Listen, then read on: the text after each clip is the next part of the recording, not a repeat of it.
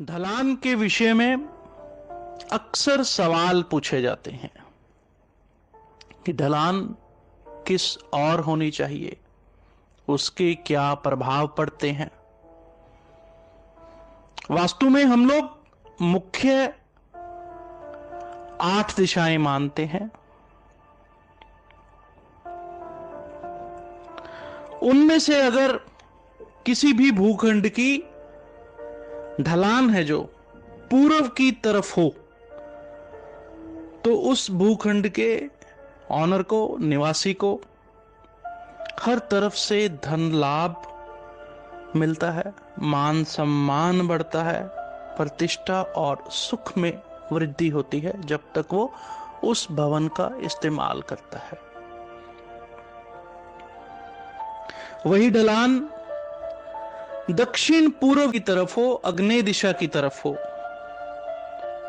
तो उसी जातक को कहीं ना कहीं अग्नि से डर, शत्रुओं द्वारा चोट पहुंचाए जाने की संभावना और कुछ हद तक घर में भी कलह कलेश रहेगा। वही ढलान आगे बढ़ते हुए दक्षिण दिशा की तरफ हो किसी भूखंड की, तो उस घर में रहने वालों के लिए नेष्ट फल, थोड़ा तीखे शब्दों में कहूं तो बर्बादी जैसे, मृत्यु का भय उस घर में बना रहेगा। रोगों में भी वृद्धि होगी और कहीं ना कहीं प्रत्यक्ष धन की हानि होगी उस घर में जिस घर में ढलान दक्षिण दिशा की तरफ होगी। वही ढलान दक्षिण और पश्चिम दिशा की तरफ मुड़ जाए, नृत्य की तरफ,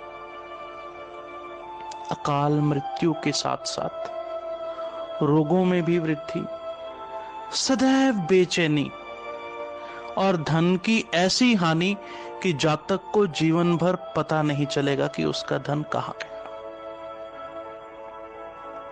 ढलान तो पश्चिम की तरफ भी नहीं होनी चाहिए। शोक और कहीं ना कहीं अग्नि से नुकसान ऐसे जातकों को होता है। यही ढलान आगे बढ़ते हुए वावे उत्तर पश्चिम की तरफ हो जाए, तो इस तरह के जातक को शत्रुओं से बहुत हानि पहुंचती है। साथी साथ छोड़ जाते हैं, बिखराव हो जाता है घर में और सर्कल में, सामाजिक सर्कल में। घर की लड़कियों को भी दिक्कत होती है।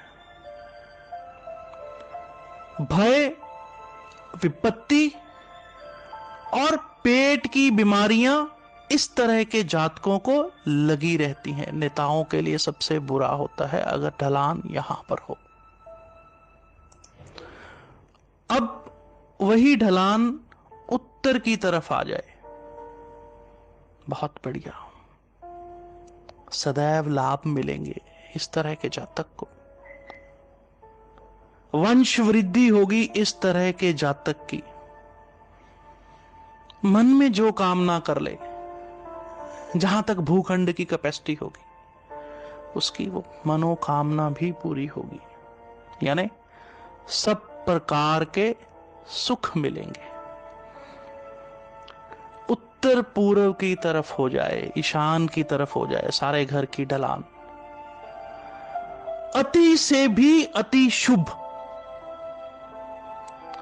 सात्विक आध्यात्मिक जीवन, सुख भी मिलेंगे, सुविधाएं भी मिलेंगी, धन भी मिलेगा, वैभव भी मिलेगा और धर्म का भी वास होगा। ये 8 दिशाओं के बारे में ढलान किस तरफ हो, ये सभी नियम मान्य हैं सिर्फ एक कंडीशन को छोड़कर, एक परिस्थिति को छोड़कर। घर का ब्रह्म स्थान या भवन का ब्रह्म स्थान ऊंचा हो और बाकी के सारे फ्लोर लेवल्स बिल्कुल सम हो, इक्वल हो, तब नुकसान नहीं होता। अन्यथा सभी 8 दिशाओं का वर्णन मैंने अपने हिसाब से किया। उम्मीद करता हूं आपको पसंद आया होगा। धन्यवाद। जय श्री राम।